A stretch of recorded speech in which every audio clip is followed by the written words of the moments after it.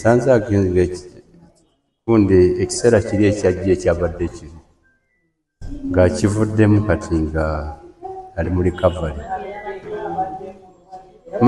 Abasawo bagambye mannyo ge galiko obuzibu naye tusuubira enkya bajja kulaba ekyokukola.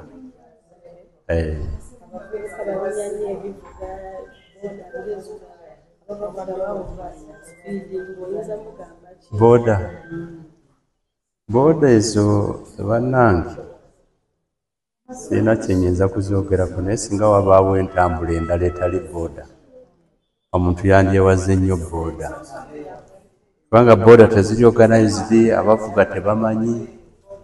Oli agivuga mu nnaku 2 mu kyalo enajja n'avugira mu kibuga ate kaakati tebalina stage baabaleka ng'abatakisi banoonya basaabaze ku nguudo. Bw'alengera omusaabaze ku sayidi endala asala busazi.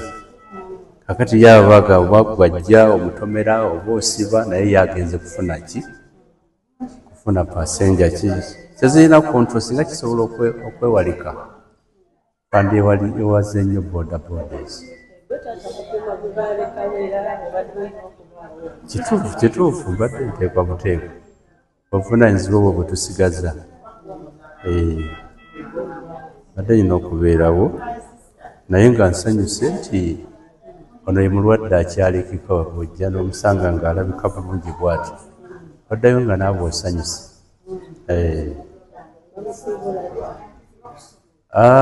Kinaavaamu ffe n'olwaleero twandizzeeyo naye nga oluusi kyetaaga okubeerako n'abasawo kumala 48 hours kubanga omuntu afunye accident akyuka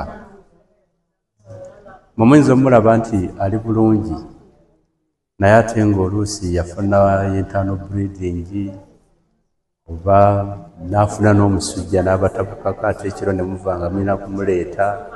So it's better okumala nga 48 hours then abasiibula ne mudde waka. Nammwe mwewale nnyo okujja wala omulaga omukwano kaffenna tumusabire naye bwe yeesabira kale